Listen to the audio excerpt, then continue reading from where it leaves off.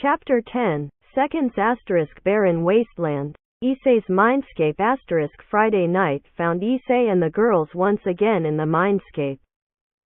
Akeno and Rias had convinced Diedrich that they would have another shot at helping Issei control his bestial self once again. The plan this time was similar yet different to the last attempt. Diedrich would summon the full moon just as he had last time, but in this attempt he would hidden, staying out of sight so that the great ape wouldn't be encouraged to attack him. Rias and Akeno would position themselves so that as Issei transformed they would be close to his ears enough to soothe him but not within eyesight lest he lash out before they could calm him. If things went south then the girls would blind Issei as Diedrich erased the moon. Everyone present hoped that the fallback plan wouldn't be needed though. Issei removed his armor this time and piled it up neatly while he waited for his compatriots to finish their preparations. He faced away from everyone as the moon popped into existence. Issei took a deep breath and looked up at the silvery glowing orb. He continued to take deep breaths as his eyes focused in on the vibrant shape of the moon. He knew that his girlfriends had a plan to help him control his transformation, but he wanted to do it by his own will just as much. That's not to say he didn't appreciate the help, but his pride meant that he had to try his own methods as well. With that in mind, he continued to keep his breathing slow and deep as he gazed upward.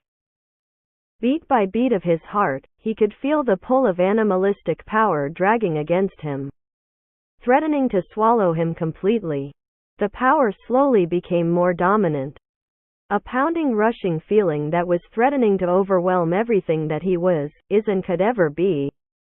Issei fought to control his breathing, focusing on the rhythmic rise and fall of his own chest. He watched as his body began changing, fur sprouting and limbs elongating while thickening at the same time. The sensation was unpleasant but not painful. His face began to warp into that of an ape and the feeling was so powerful, yet just as he felt he might be able to gain control, his eyes darkened and an image of a great ape in golden fur arose before him. It beat its chest and roared.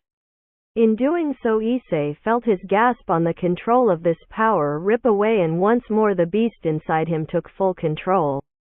Rias and Akeno watched as Issei began to transform. Unlike the previous times, his eyes remained their usual dark brown and he remained far more still than usual, almost calm. The pair watched with a bated breath until they saw his eyes fill with red in the final stage of the evolution. The beast of Issei beat his chest and bellowed to the sky in a primitive show of power and dominance. Rias and Akeno wasted no time in moving toward their boyfriend's side, both floating silently upward until they came in line with the back of Issei's head. Shish shish shish, calm now big fella, Akeno began in a soothing voice. It's alright, we're here to help you. Always to help you, Rias soothed in a similar tone. The great beast listened to their voices, but from behind the girls couldn't tell what effect it was having. Were they calming him or simply confusing him? Still the girls continued. They spoke of nothing important, just continuing the melody of words to Issei. Slowly the beast turned to them and stared at them both. Each girl felt nervous at having the undivided attention of something so temperamental and powerful. Yet still they were devoted to their efforts. His eyes were still red, but he made no effort to harm them or raise a limb in anger or aggression. He simply stared and listened. Minutes passed and soon it was almost an hour into Issei's transformation and still not a single sign of anger. Rias and Akeno slowed their speaking until they stopped. Issei just looked at them in the same manner he had before. He made a shuffling noise like a snort before turning away from the girls and beginning to lumber away. Rias shared an uncertain glance with Akeno before the two girls floated after the beast. He wandered seemingly aimlessly and it became apparent that while they had calmed his bestial nature, their boyfriend was not in fact in charge of himself. The beast still reigned supreme, just now subdued and without intent or purpose. The pair followed the lumbering ape around as it made its way toward a particularly large rock formation. A formation they were sure that Diedrich was hidden behind. Both girls called out to Issei, attempting to take the attention of him before he saw the dragon that enraged him, but the beast seemed uninterested. Now that he had been calmed, the beast of Issei didn't care much for what the floating devils had to say or do. As he closed the distance to the ragged pile of boulders and dirt, he stopped. His snout raised in the air as he sniffed. Once, twice, and then multiple times. It was plain to see for anyone who had knowledge of animal instincts that he had caught a scent in the air. A scent that was quickly aggravating him. Rias and Akeno increased their attempts to distract Issei, but it was for nothing as the ape stomped around the mass of earth and came face to face with Diedrich. As the beast opened its mouth to roar, Rias darted forward in between the two monstrous beings. Stop! Stop, Issei! Diedrich is your friend. Friend, she said each word firmly while trying to allow as much empathy and comfort to be heard in her voice as possible. The beast roared again but made no effort to swat Rias aside despite banging his fists against his chest. He moved to go around her and yet was intercepted by Akeno, who saw this while moving to block his path. Whoa there, clam down. Calm, Issei. Calm. No one is your enemy here. She spoke as she would to a child that is distraught or upset. With each move to pass them that the great ape made, one or both of the girls would block his path while speaking to him in the same soothing tones. Diedrich sat with his paws close together and his head high, his long tail along the floor much like a cat would sit. For his part, he said nothing and allowed the two devils to subdue this beast that would not bend down to physical or magical force. The anger and aggression of Issei dwindled until he simply stood and glared at the dragon sitting patiently before him. The ape turned and stomped away, causing a great shaking of the earth beneath his monstrous feet as he did so. Well, we seem to have made some decent progress with this method. You both did read the situation well. Diedrich praises of the two girls in a respectful tone. Rias nodded her head, yet she wasn't fully content with the outcome. More could be done. Issei still doesn't have control. He isn't destroying everything, but he is just like a large gorilla without purpose. She let out her concerns and thoughts in a factual tone. I understand, but I believe control is something he will have to do himself. We have set him up with the best conditions to do so. It is up to him now. The great dragon replied in his sagely tone. Silence followed, and for the next few hours the conscious trio watched the ape meander around. He lifted up rocks and tossed aside, crushed two in his hand, but otherwise just moved about his surrounds. Rias and Akeno remained with Diedrich in case their leaving caused the ape to become infuriated and attack the dragon again. Eventually, though, the three agreed that Issei was not gaining anything from this, and so the moon was dismissed. As soon as it vanished, the ape began to shrink away back into the tall-tailed boy that both girls loved. Once again, Issei found himself as naked as the day he was born, but with a pile of clothes bundled near his feet. He looked toward his girlfriends and felt an urge to cover his shame, but at the same time felt he didn't need to. So with confidence he didn't know he possessed, he dressed at the normal pace of someone who was self-aware and unfettered by the gaze on him. He could feel the eyes of the girls burning into his flesh, despite the fact that the first thing he placed on was his underwear. After dressing, he approached the two beautiful girls casually, as if he hadn't just displayed himself fully to the pair of girls who were quite clearly eating him lustfully with their eyes. So how did it go? He asked simply. Now that he was close to them, it was much harder to avoid feeling embarrassed for so unashamedly bearing all. All three explained to Issei what had happened. He listened happily and was pleasantly surprised to discover that he had been calmed if not brought back to reality per se. As they finished, he took the opportunity to talk about his experience changing this time. How he had felt more clearly and slowly the presence of the beast within him. Lastly, he spoke of the final image that had flashed before his eyes.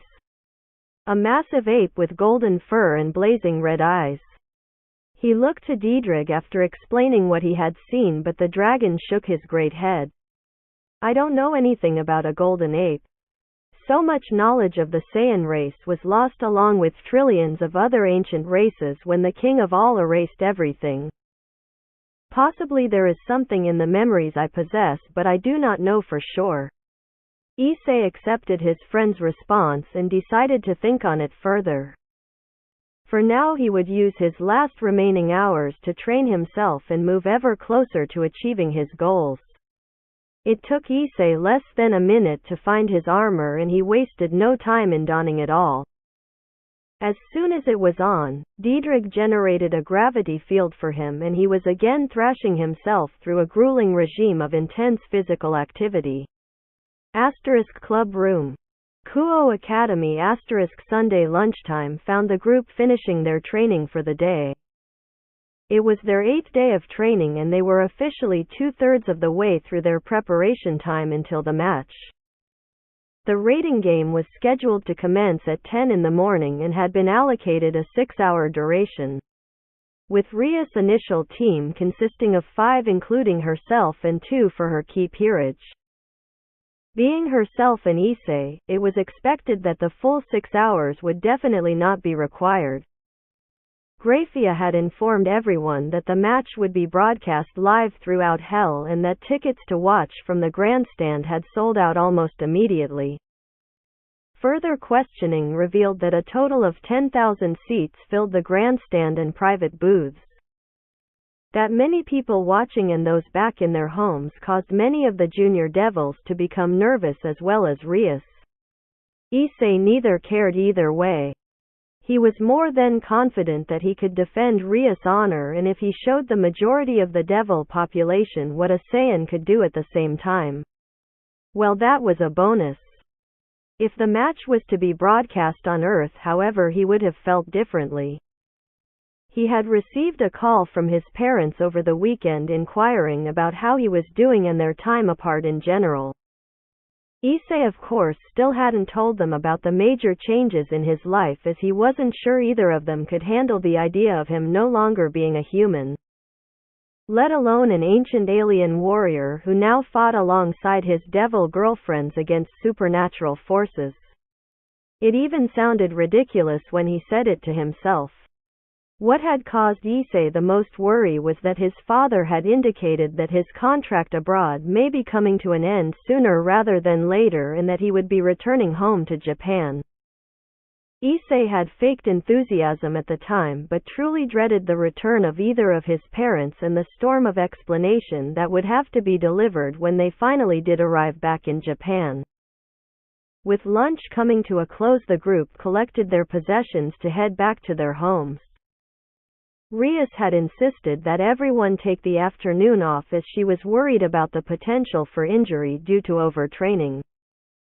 Issei had not shared her view, but when told of her decision the previous day, had changed his plans to bring their date forward.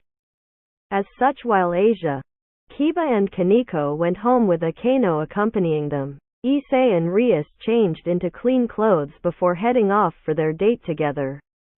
Issei wore smart dark pants, a light pink dress shirt and a dark vest with dress shoes. Rias wore a long yellow dress that hugged her body perfectly and a white bow that held her hair up in a beautiful style and manner that you may expect of a young lady heading to a ball. As they left the academy gates, a sleek black car pulled up and Issei opened the back door for Rias, who gave him a flattered smile as she stepped in and took her seat. Issei closed her door and quickly entered the other side before the car pulled away back into the street. The pair sat side by side with Issei's left arm around Rias' shoulder. She looked up at him and spoke in a soft tone. Issei, you didn't have to go to so much trouble. I don't need expensive dates. She spoke in a gentle and concerned tone. She didn't want her boyfriend or girlfriend for that matter to think that they had to shower her in money for her to be happy with them. Issei looked down to her face with a soft smile as he replied. I know that, Rias, I really do. I just wanted to show you that I can fit in with this side of your world. I know that I can be abrasive and rash, but for you I will be the gentleman you need of me. As he finished speaking, he gave her a smile and scratched the back of his head instinctively. Rias felt flutters in her heart as a soft smile broke on her face before she leaned up to plant a light kiss on his lips, which he returned.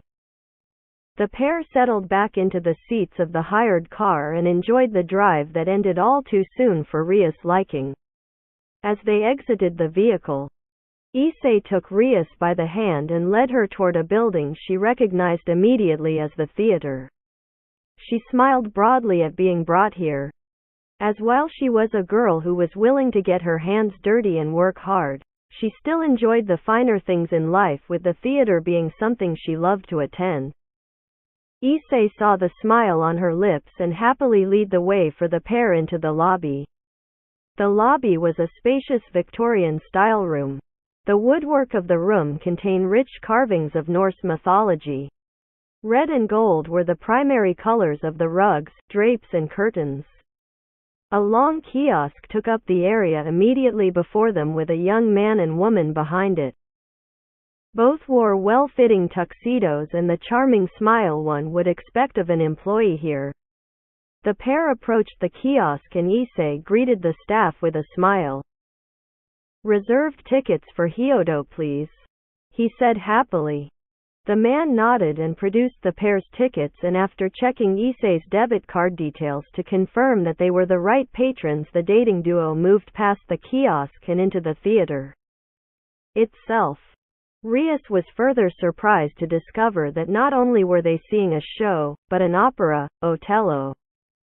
It was a performance that she had wanted to see for a very long time, and now she would with the boy she was falling in love with. Issei led her to their booth midway along the aisle.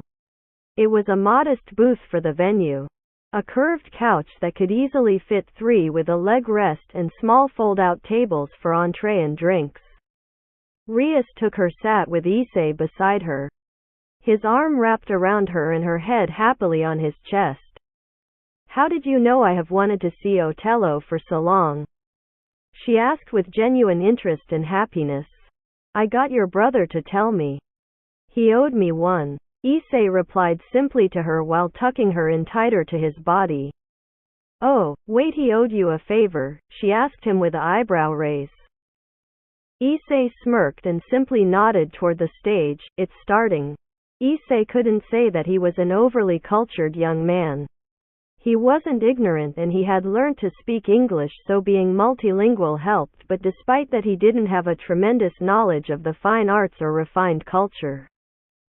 Yet even with his lack or reference and the fact that he didn't understand a word of Italian, he found himself enjoying the opera. There was a simple pleasure in watching the show for the detail and dedication of the performers. Dedication in the pursuit of excellence was something he definitely understood. They toiled endlessly to perfect their art, and he did the same with his training and the forever shift goal of self-improvement. Next to him, Rias beamed at the show. He was unsure if she understood it any more than he did, but she was loving it nonetheless. To Issei, that made the experience even more enjoyable. The simple delight on her face and her girlish smile when the mid-performance snack, chocolate sundaes with whipped cream and fudge, arrived during the interlude gave Issei a warm content feeling in himself. As with his date with Akeno, Issei held back his saiyan appetite and ended up giving Rias the lion's share of the sweet treat. She, like Akeno before her, was touched by his polite display, and before the play had finished, Rias had immigrated from beside Issei to straddling him. She sat firmly in his lap with her head on his shoulder and her legs across the cashmere cushions. The performance ended and the pair remained seated as other patrons left the theater. Rias looked contently at Issei and spoke softly. That was amazing. This was an amazing date. Issei chuckled and looked at her speculatively. You speak as if it's over. We have more stops, but we need to change into casual clothes first. Rias was once again happily surprised and followed her boyfriend out of the theater. The same car that had brought them to the theater was parked directly outside of the theater and the driver opened the door for the pair. Rias entered and this time found a backpack was sitting in the back seat. As Issei sat next to her and the car pulled away, she looked inside. A set of clothes for both of them was folded along with a note from Akeno to have fun. Rias giggled at the note and asked where they were going. Back to the academy. It was the closest place we could change, Issei said simply. Rias agreed and soon enough the car pulled in and the pair exited with Issei carrying the backpack. Once inside the clubhouse the pair separated to change. Images of Issei nude flashed through Rias' mind as she thought about him changing in the room next to her. She had seen him completely naked a few times now and quite liked what she had seen each of those times. Rias was so lost in thought that she jumped nearly 6 feet when he knocked on the door to the room she was changing in. I will be waiting out front, he called cheerfully through the wooden door. Now that she knew he was fully clothed, Rias was able to concentrate on dressing herself and joined him shortly after. She wore a frilly red summer dress that made her appearance both innocent and beautiful at the same time. Issei wore a comfortable jeans and shirt combination that he would normally wear when running errands or around the house. Rias was about to ask him where they were going when he scooped he up and shot into the sky like a bullet. She laughed happily at the sudden rush of propelling upward. While she was perfectly capable of flight herself with her wings, it was a wholly different experience to be carried through the air by Issei at speeds she would struggle to achieve. As soon as they were up, he began descending again and they landed on the roof of what Rias recognized to be the mall. Issei gave her a warm smile as he took her hand and led her inside through the roof access. The pair slipped through into the main mall easily and began to walk around aimlessly with Rias browsing in stores that took her fancy. Issei kept them heading toward the eastern end and Rias realized that their final destination was to be a karaoke bar. She looked up at him playfully and he smiled back without shame. I want to hear what that beautiful voice can do. Rias giggled as she followed her boyfriend into the upbeat entertainment venue. Her boyfriend ordered a private room and before he could pay, a hand on his having stopped him removing his wallet resulted in a silent argument of stares to which she won, and then paid for the karaoke and drinks. She wanted to show Issei that she didn't need to be taken care of and was capable of independence. They entered their room to find it was simple yet comfortable. 2 long couches either side with a table in the center and a large flat-screen television on the wall opposite the doors. Rias grabbed a song list from the table and began making selections on the screen. Before long she had selected out half a dozen songs to play. The first song began and Issei listened happily to her singing. Her voice was as beautiful and angelic as he had known it would be. The choice of angelic as a descriptive was something that he smirked at for the obvious reasons. Rias sang through 2 pop songs before dragging Issei up to join her. His singing talent was rather lacking, but he could follow the melody and knew the words well enough. What he lacked in singing ability he more than made up for in over-the-top rock dance moves and silly poses, causing his girlfriend to burst out in laughter repeatedly. Once their playlist was complete, Rias took a quick toilet break and Issei used the time to peruse for a song that he was looking for. He knew it was cheesy, but he also knew that she would appreciate a ballad for the two. She came back in and he tossed her the microphone. The soft tones of the music began and Issei took the male lead. As he sang the opening lines to her, their eyes locked on each other. He could see the red rising in her cheeks. She stepped toward him as she joined in with the female lines, and their duet continued, with each getting closer and closer. The song reached its end and the pair stood chest to chest, with Rias looking up into Issei's eyes as he looked down at hers. Without a word, the pair's lips met in a passionate display. As their kiss deepened, Rias leapt up into Issei's arms. He caught her easily but allowed the momentum she generated to drive him back into the couch behind him. As he sat, she straddled him for the second time that day, but far more seductively, with a knee to either side of his body and her pelvis pressed down firmly into his. They continued to kiss and make out while their hands explored the other's body above their clothes. Issei jumped slightly as he felt Rias slip down and squeeze his crotch through the covers of his clothes, but then relaxed as he felt her tongue pushing further into the kiss.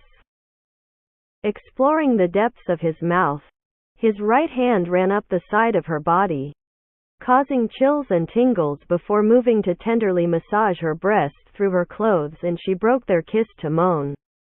Issei took the opportunity and began kissing her neck, biting slightly at the soft flesh, causing her to moan further. The pair continued in this manner until Rias stepped back off of him. Her breath was heavy and she panted while staring at him with hooded eyes. We must stop," she said with difficulty. She knew that if they continued, then she would go further than she intended. She knew that she loved both Issei and Akeno completely and would lose her virginity to them, but now wasn't the time. Despite how entirely aroused she was in this moment, Issei took a deep breath and composed himself as well. "Yeah," was all that he could muster. The two left and walked home hand in hand. Neither had any desire to rush as the sun dipped above the trees and orange and golden rays shot beautiful colors out over the horizon. They chatted about things of no consequence and simply enjoyed the other's company. As they reached the Hyodo residence, Rias stopped and Issei turned to her. "What was the favor Sirzex owed you?" she asked slowly. She was truly curious about what her brother could owe to her boyfriend so suddenly. Issei smirked as he replied, "Ask Sirzex after the rating game." He then went straight inside without elaborating further for her. Rias puffed her cheeks out in minor annoyance, but there was nothing she could do. She knew that Issei wouldn't change his mind on telling her. One thing everyone in the peerage had learned was just how stubborn a saiyan could be. She sighed and went inside to join the pair that she loved. Winding road. Memory of the past. Issei stood on the side of a road that led off into the distance in both directions. He had come into this memory at Diedrig's suggestion, as the great dragon felt that it held some knowledge that would be of great help to him. Issei was always enthusiastic to see what capabilities the Saiyans of the past could develop, and so had agreed without issue. Once arriving, this memory showed the Saiyan warrior that Issei had watched the most so far driving a truck of some description. The vehicle was about the size of a small mover's lorry, yet hovered with its wheels tucked up under the chassis. The Saiyan didn't wear his fighting gi today, but rather the clothes of someone who was conducting physical labor. Perhaps construction or mining, possibly even farming. Issei had followed along beside the vehicle for a few minutes and was beginning to ponder whether this was just a normal memory from the man's past, and that he may not actually learn something. He spotted a vehicle ahead of the Saiyans.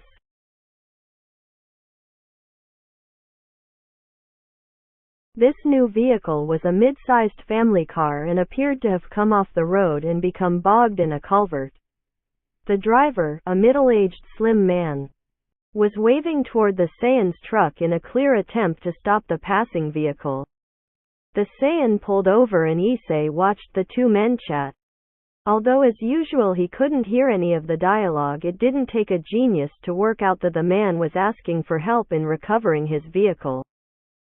The Saiyan smiled to the man and Issei watched as he easily pulled the car out of the culvert and onto the road. What transpired next had Issei grown in amusement and shock. The stupidity of these people was ridiculous.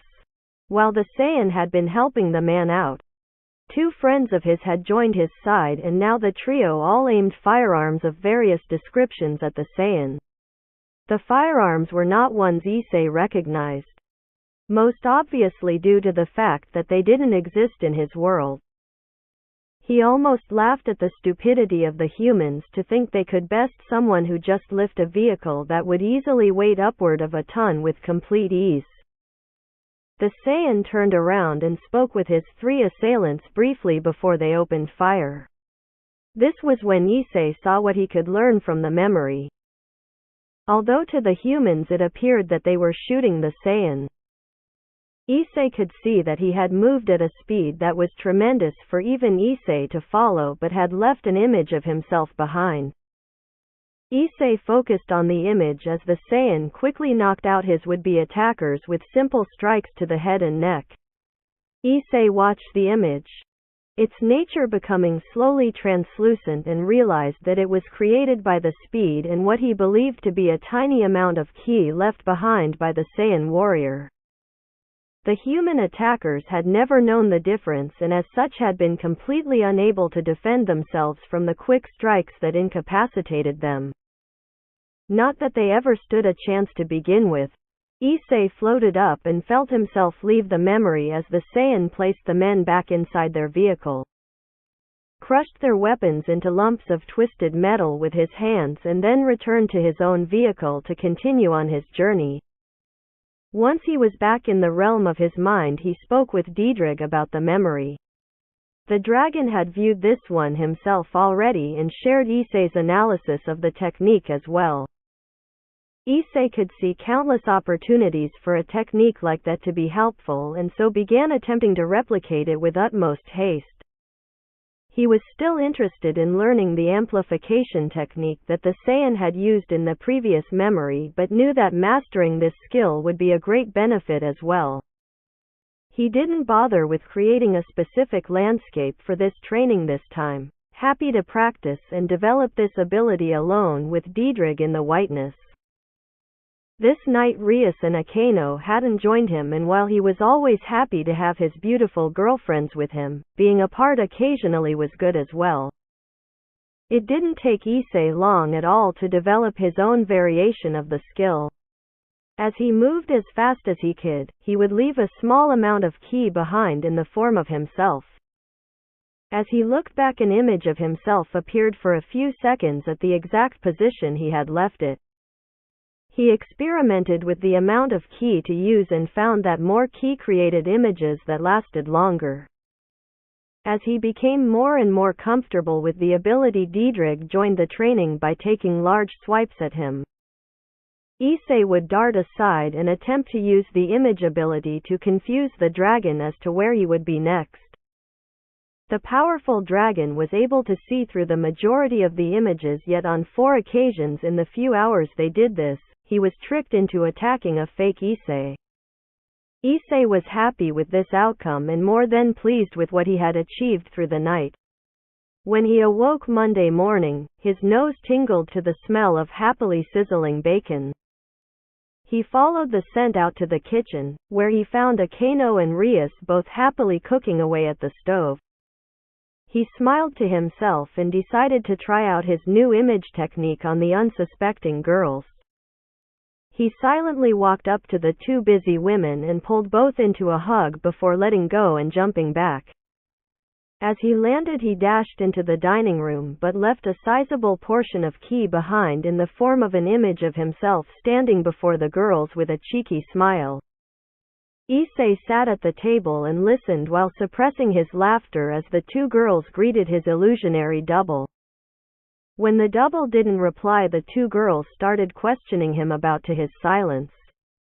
Akeno then reached out and, much to her horror, her hand passed through the body of her boyfriend.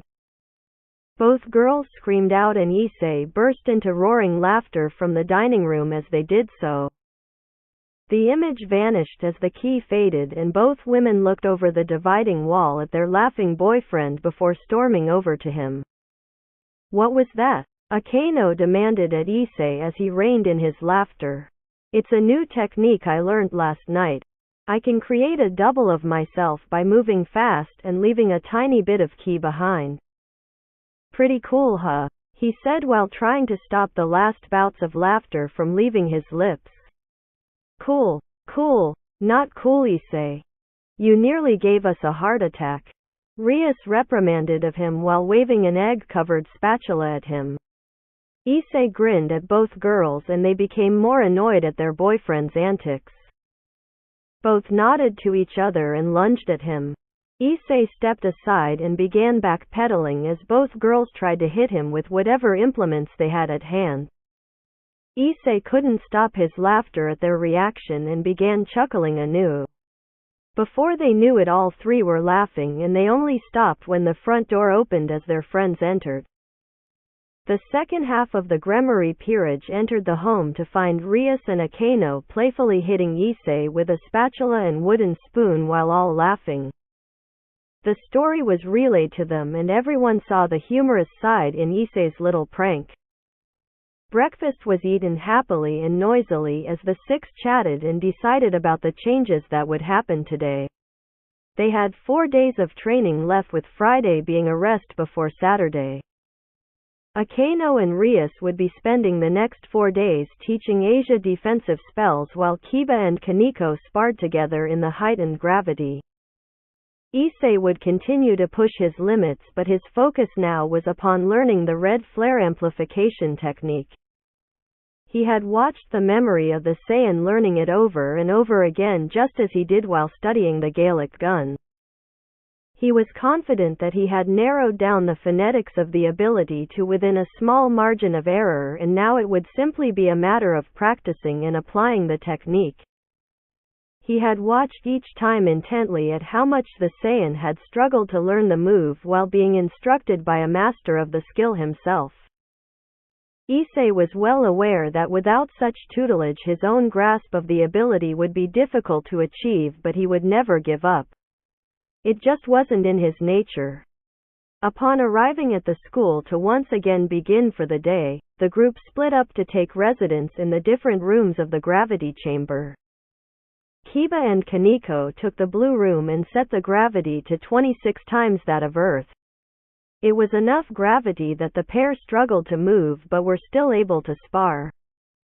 Their weighted clothing pulled heavily at their limbs with each strike, swing, block and parry requiring far greater effort.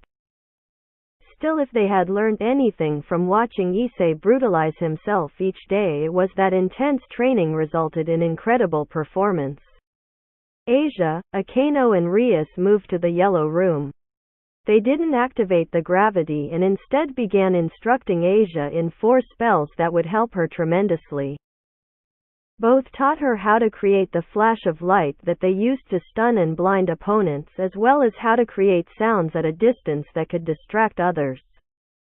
Akeno taught Asia how to create a burst of wind that would drive back and knock someone over.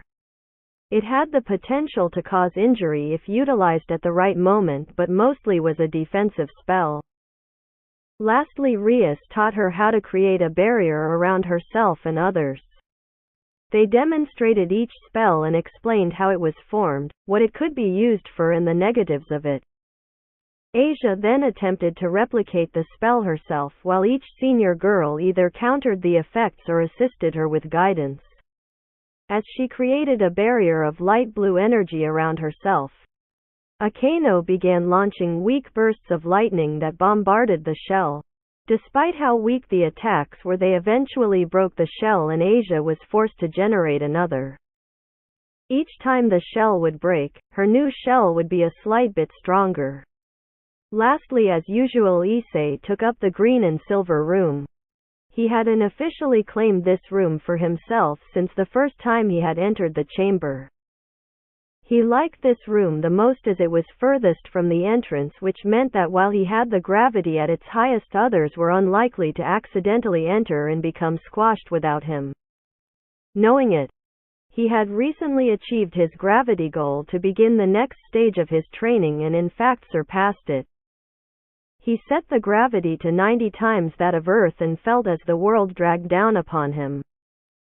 He breathed contentedly and adjusted to the weight before conducting a dozen exercises in sets of 20 for a warm-up.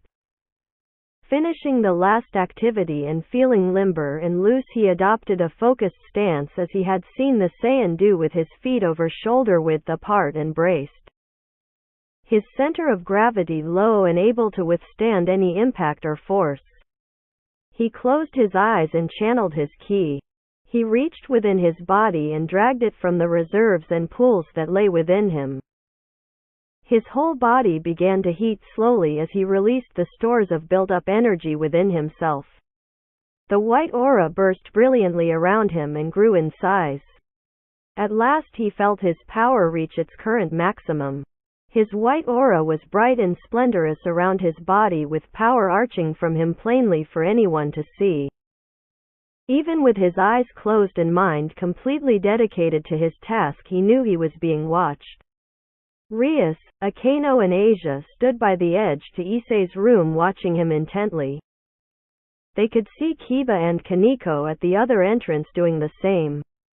All five had been stopped in the middle of their training by the energy the Saiyan boy had released. At no point had he ever built up and released this much ki around himself. It was as powerful and mystifying as his Gaelic gun, and yet simply enveloped and contained him harmlessly.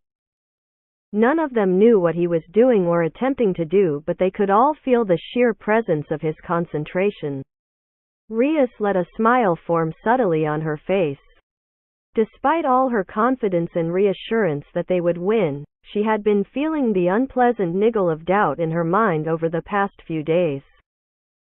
But seeing Issei with this controlled power that she knew could easily put a dent in even Searzek's, Ajuka or Graphia left her feeling truly reassured. There was nothing that Riser would be able to do to withstand or even challenge this. Issei remained in his meditative yet grounded stance, and the group moved back to continue their training. Hours passed and Issei didn't move. Internally he was battling against his mountainous ki to contain and amplify it. Every time he felt that he was about ready to give the technique a try, the ki would overwhelm part of his control. He understood that for this technique to work he would need complete and absolute control of every last drop of the immense power that rested within his being.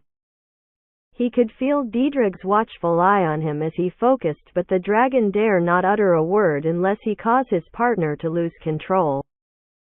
With this much power unleashed, Issei could easily destroy not only himself but most of Kuo town by simply failing to contain and restrain his own power. Lunch arrived, and for once the Saiyan didn't join the group as they ate.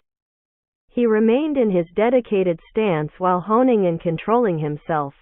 Returning from eating, his two girlfriends checked to ensure he was okay, but finding him in the exact spot they had last seen him, they realized there was nothing they could do. Even if he had been in distress with the gravity of the room so high, there was no way they could reach him anyway. Issei remained stationary for the entire day. As the group finished up, they waited for him in the yellow room. They could see him breathing, and his breaths had slowly become less controlled throughout the day. At last he released his white aura and dropped his ki back to normal levels. He straightened up, opening his eyes, and walked through the room as if the gravity was close to nothing. He switched the machine off and joined his friends. "What were you doing?" Akano asked immediately. She was curious as to why her boyfriend, who usually worked so intensely, had instead today been almost static, hardly moving at all.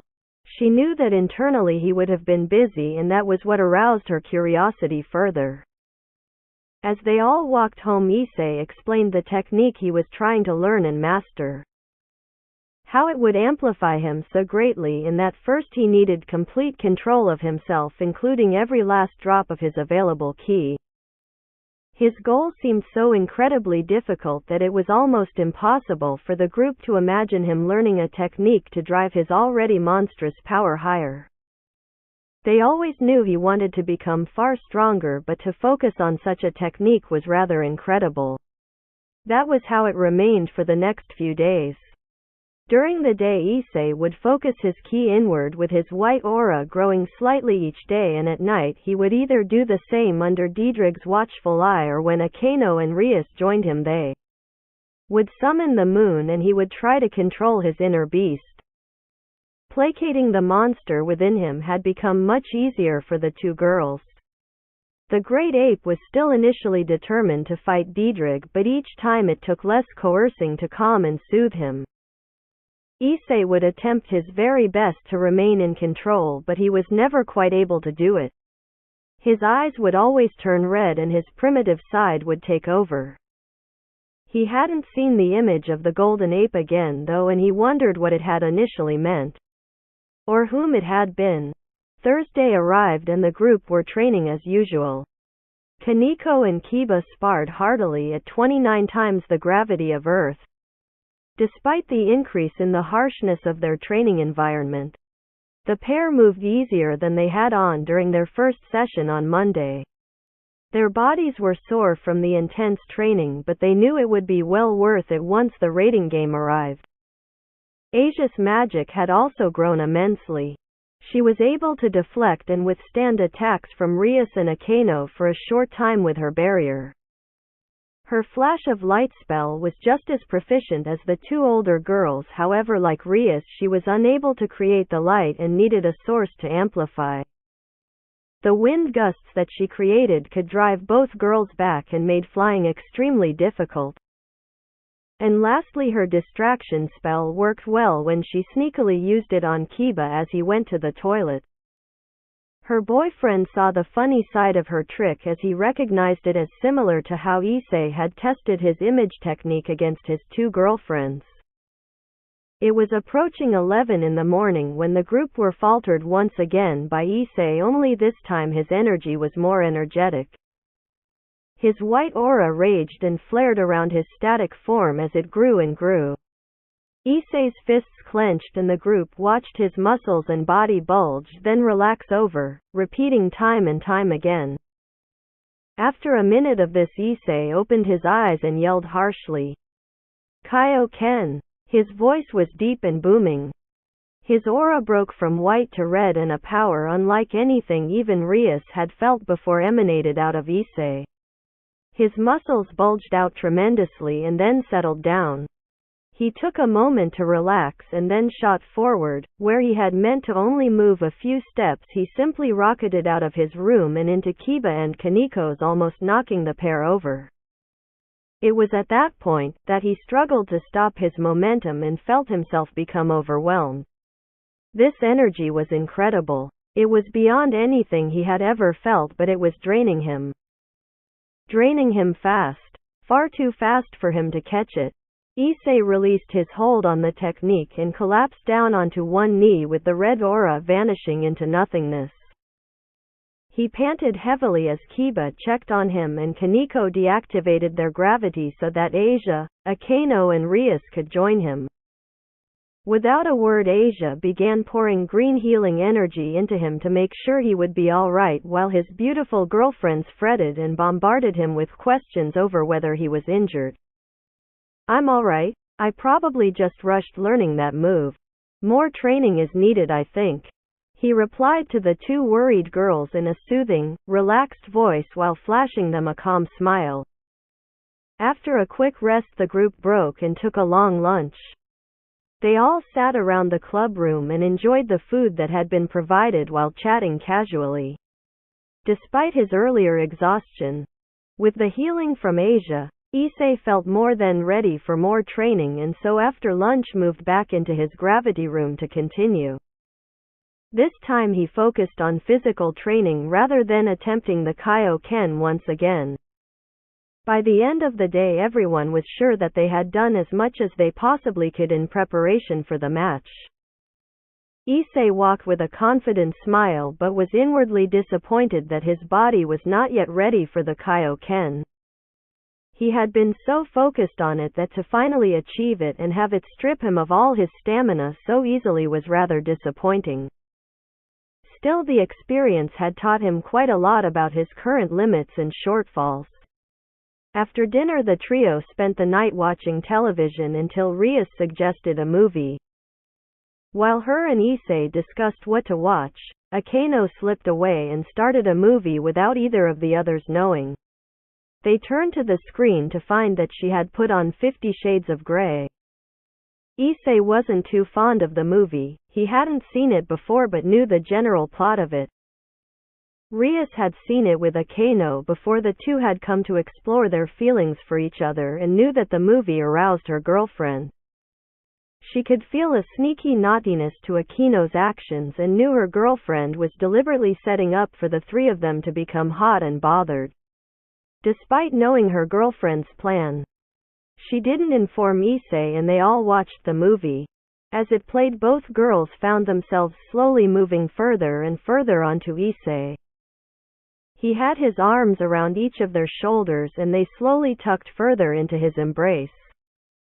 During a particularly raunchy scene, Rias heard a sharp intake of breath and looked over to see Akeno kissing into Issei's neck while rubbing her hand in small circles on his abs that slowly went lower.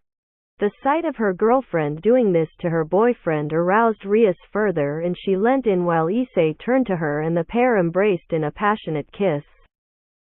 Breaking the kiss, she looked to Akeno and grabbed her girlfriend's chin, bringing her face away from Issei's clavicle. Akeno looked up with heavily lidded eyes and Rias kissed her deeply as well. The trio's hands began exploring over each other and Issei found both girls pulling at his shirt for it to come off.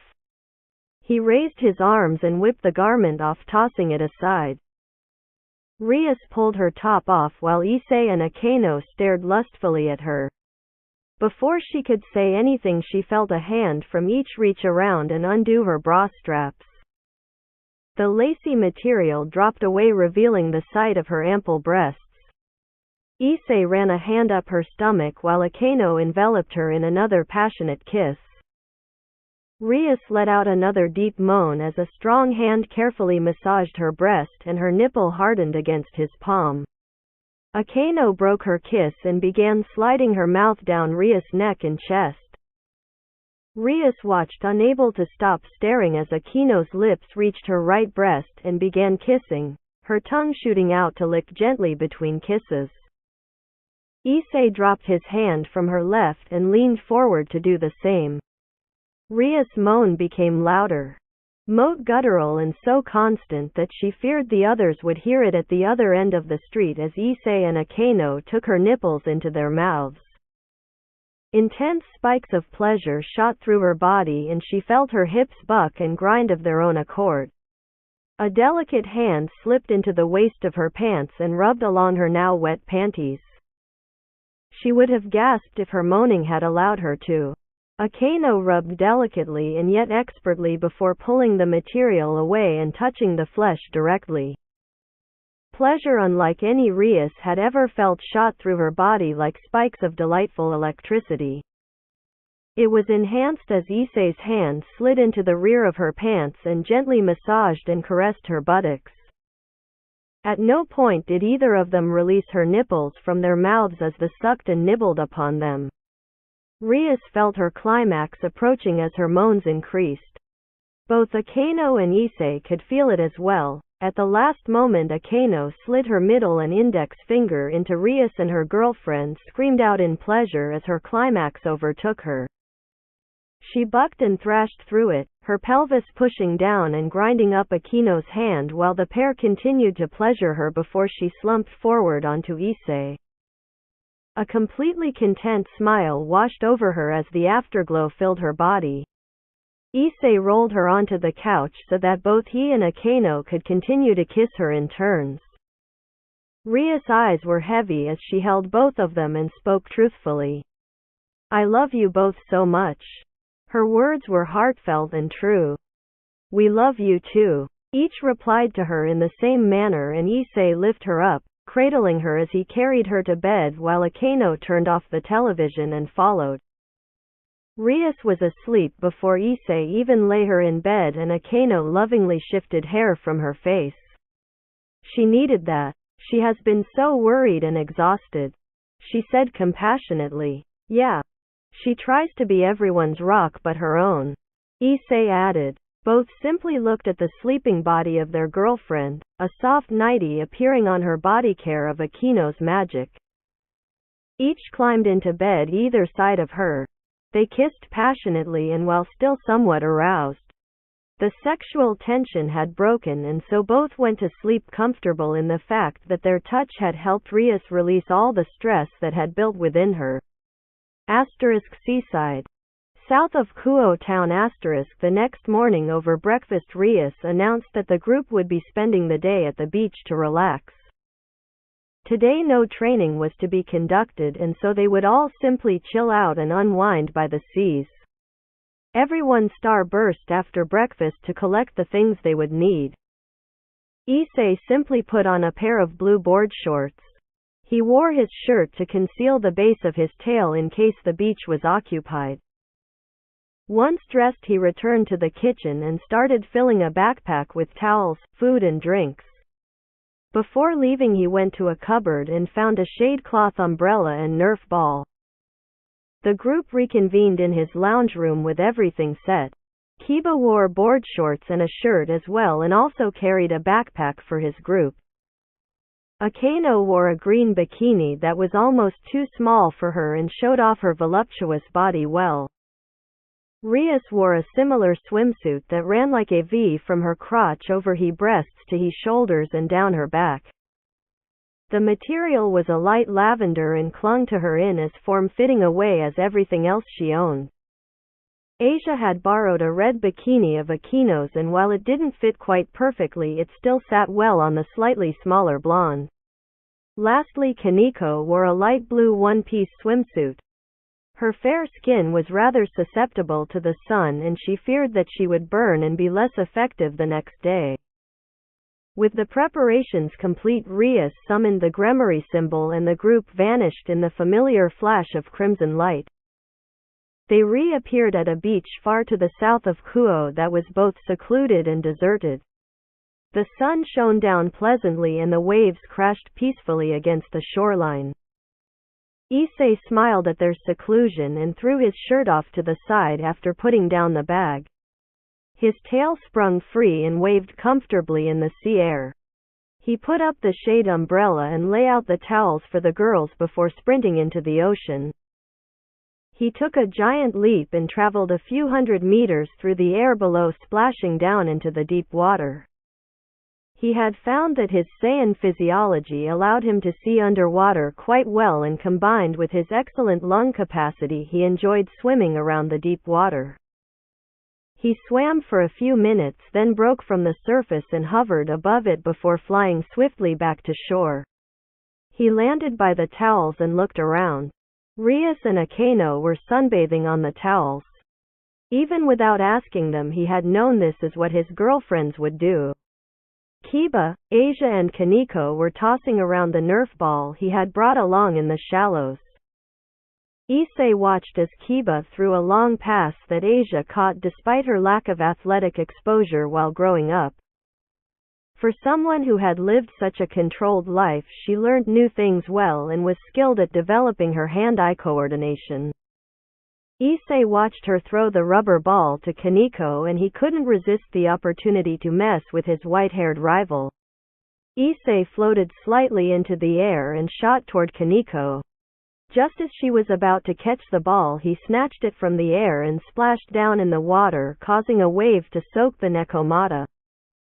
He emerged to her furious scowl and he knew that she would respond that way to being soaked through. She regularly displayed a lot of cat-like qualities and he had noticed that while she wasn't adverse to water she definitely didn't like being thoroughly wet. "You stole my catch," she barked at him and Issei simply smirked at her. "You're just too slow," his voice deliberately challenging. He knew she would rise to the bait and she did. Quick as lightning she charged at him. He dodged her and threw the ball to Asia. The blonde girl caught the ball while looking puzzled at both Kaneko and Issei. She was unsure of just what exactly she was meant to do when the white-haired girl sprinted at her with Issei close behind. Asia squealed and tossed the ball to Kiba. The knight jumped and caught the ball while yelling at the competing pair. "Oi, no scaring my Asia," he shouted harshly and yet with a playful edge. Asia blushed at Kiba's words and twisted her foot innocently in the warm sand with a smile on her face. "You're Asia," she said happily under her breath. Issei and Kaneko changed direction mid-step and rushed toward Kiba. He watched the two with an expert eye and ran toward them. As they approached, Kaneko leapt in a feline pounce while Issei lunged as well. Kiba read them easily and slid under the pair before running toward Asia. His girlfriend squealed as in a quick swoop he tossed her up onto his shoulder fireman style before making his escape. Kaneko and Issei turned and watched him retreat before nodding to each other. Their silent truce was affirmed and they chased down their retreating prey. Akeno and Rias watched the four playfully chase each other for the ball. Neither had any intention of joining in. Happy to watch while cuddling each other. Rias noticed Akeno stealing glances at her and she couldn't say she was innocent in the matter either. The pair of beauties caught each other's eyes and smiled seductively. Despite the amorous activities of the night before, both felt a touch shy to be looking at the other's body in such a public location. Slowly though they came closer together and found their hands roaming over the other's exposed skin. They avoided any erogenous regions, but that didn't stop Rias moving behind Akeno and massaging her girlfriend's shoulders. Akeno sighed and relaxed into the pleasant yet firm touch. Ria's fingers dug and kneaded into her flesh in a way that removed all the tension that had built up in her body without her knowing. Rias smiled at Akeno's relaxation and bent down to kiss along her neck. A soft moan escaped Akeno's lips and Rias traced her lips up to her ear. "I can't fully repay you for last night yet, but I hope this will go some way," she whispered seductively. She continued to kiss and massage while Akeno moaned softly with her eyes closed. Her massaging moved down the sides of Akeno's body and to her hips before going back up to her shoulders. The pair remained in their loving position with eyes closed until a voice broke them from it. "Now that does look good." The pair opened their eyes and looked up to see their boyfriend floating upside above them. His tail hung down and was in line with his upside-down head. They could see the mischievous smile on his face and knew he had been there for a while. "How long haven't you been watching us, you perv?" Rias chided with a tone of playful accusation. "A while," Issei admitted happily and without shame. "Pretty sure it's not perving when it's my own girlfriend's though," he added with a chuckle. He released his key and flopped down onto the towel beside them, grabbing the backpack and searching for something to drink. The girls joined him and they all drank and ate while lounging on the towel. After eating, the group all made their way to the water and enjoyed the mixture of the warm sun and the cool waves. The salt water almost drew out any stress that was in their body and allowed it to evaporate away in the bubbly surf. It was mid-afternoon when everyone agreed that they were done for the day, and once again with a flash of red light they all vanished and reappeared in the living room of the Hyodo residence. As they all filed through the shower to clean off the salt and sand from their bodies, Issei got to work on dinner. Before long everyone joined him, insisting on helping him prepare the final meal of their training days. A large spread of roasted lamb and chicken, lemon-coated pork rashers, salads, roasted vegetables and sliced breads covered the table before the hungry group. Asia said grace and they were all silent out of respect for their most junior member. She rubbed her forehead at the stab of pain that she suffered and Kiba squeezed her hand in support before they all dug into the food. Half an hour later the food had vanished. Mostly into the stomach of their resident saiyan, but nonetheless everyone was full. If offered, Issei could easily have eaten more, but in no way was he hungry. The whole group had decided to stay the night together in a form of solidarity, and so Kaneko was sleeping in Issei's single bed while the couch was folded out for Kiba and Asia. Issei had thought that perhaps because of her upbringing the nun might have felt nervous about sleeping in the same bed as her boyfriend, but she had happily informed them that they both shared a bed in their apartment. At this information, Issei gave Kiba a sly smile and the knight avoided his eye contact for a few minutes with a heavy blush. Issei considered asking Asia just how far the pair had gone but decided against it for the sake of his friend's embarrassment. After relaxing and chatting, the different parties made their way to their respective sleeping quarters and prepared for a good night's rest. It was clear that Ria's nervousness had returned, and so both Akeno and Issei lay comfortingly either side of her as she drifted off to sleep. Once both the girls had succumbed to sleep, Issei separated from them and entered his mindscape on his own. Despite telling Rias that he wouldn't train, he had one last task he needed to complete before the match the next day. A final challenge he wanted to achieve to prove to himself that he was in fact ready to step up and defend the women he loved. Reality changed in a heartbeat and his surroundings became the white nothingness of his mind. Diedrich sat before him, aware of Issei's intent. The dragon understood both Issei and Ria's point of view regarding exerting themselves today, and yet possibly due to his partner's saiyan instincts rubbing off him, he found himself agreeing with Issei. Issei approached his friend and partner. The dragon nodded to him and Issei channeled his ki into himself, ready to fight. As he reached a comfortable level, close to but not quite at the complete level, he used to draw out the Kaioken as he spoke to Diedrich. Ready. His voice was firm and determined. A memory that Issei had seen once before but never viewed floated out of Diedrich, and the red dragon placed a might paw into it. Upon doing so he froze and his eyes misted over once again. Issei waited, knowing it would take a few minutes. As last time, the Saiyan warrior materialized once more. His armored body, gloves and boots just as Issei remembered.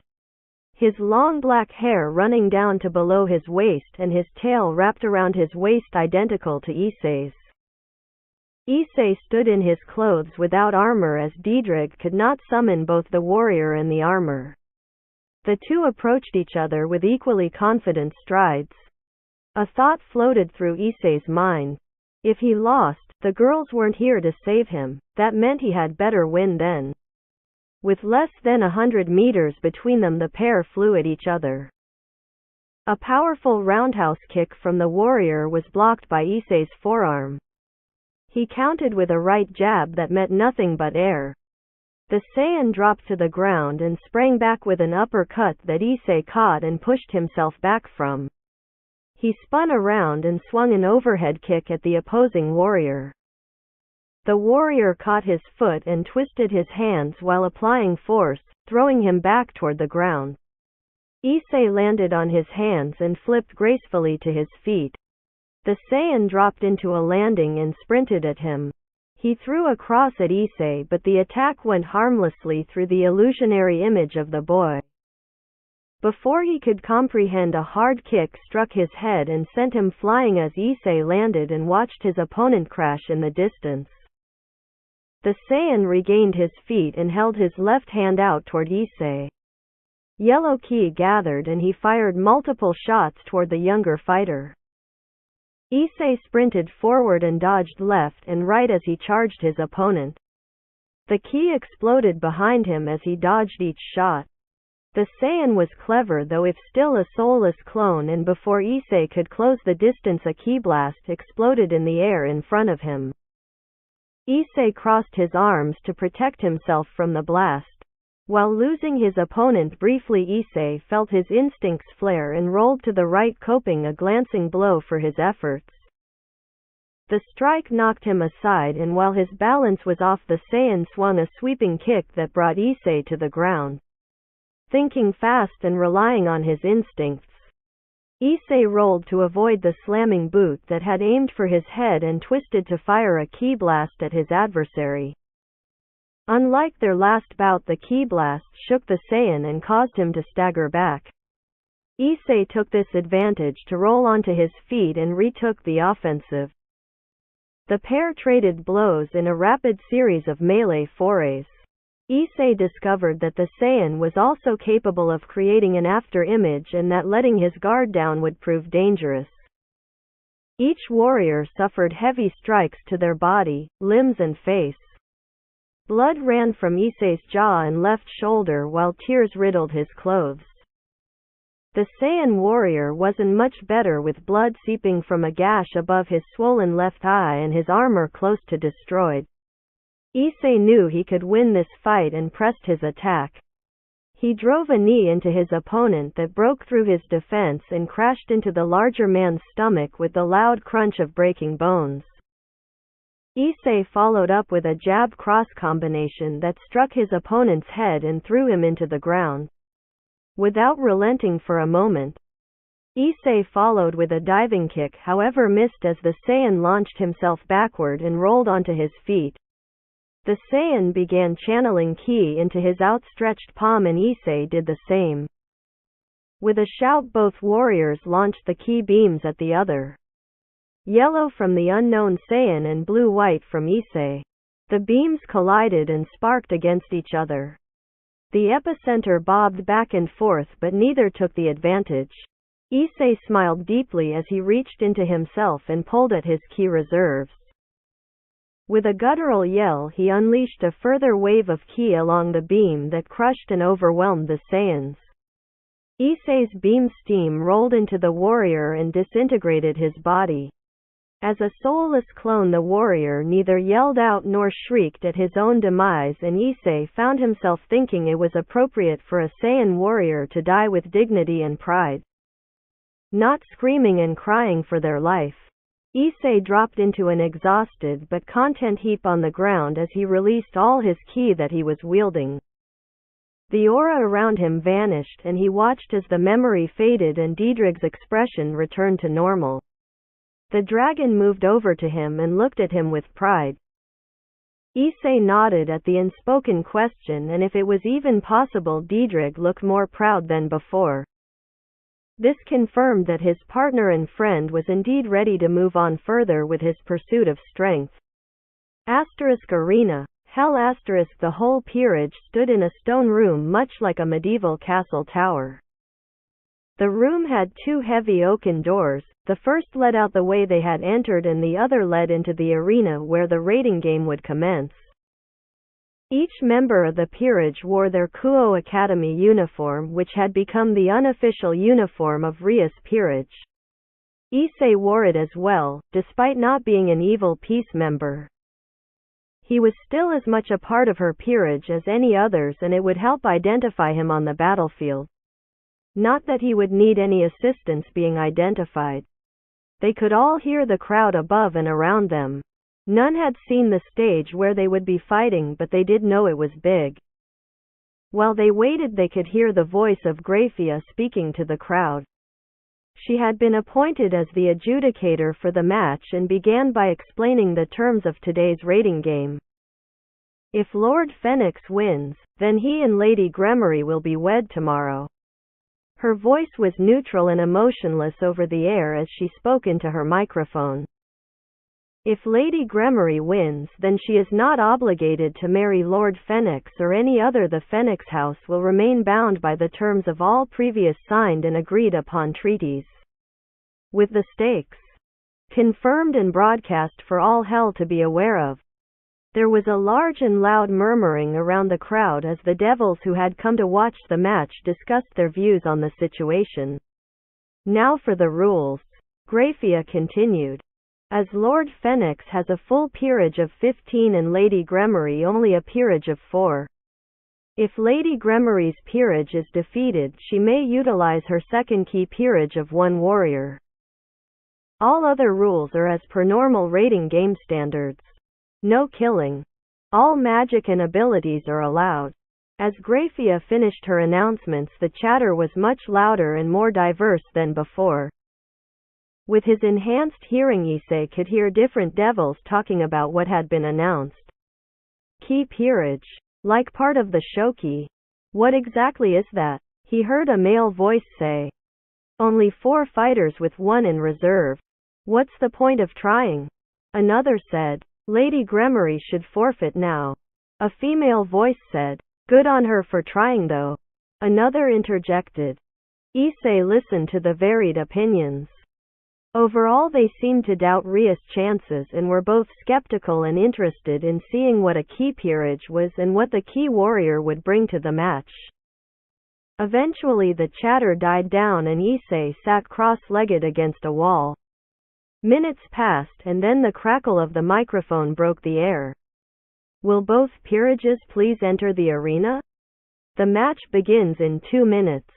With that announcement, Rias led the way to the door which opened and everyone except Issei passed through it into the arena to decide the fate of their friend and master. Before the door closed, Rias looked back to Issei and he smiled to her. You will do great. I love you, he said reassuringly. She smiled nervously back to him. I love you too. She spoke the words truthfully before the door closed and Issei was alone waiting to be called forward if needed and hoping his friends would be alright.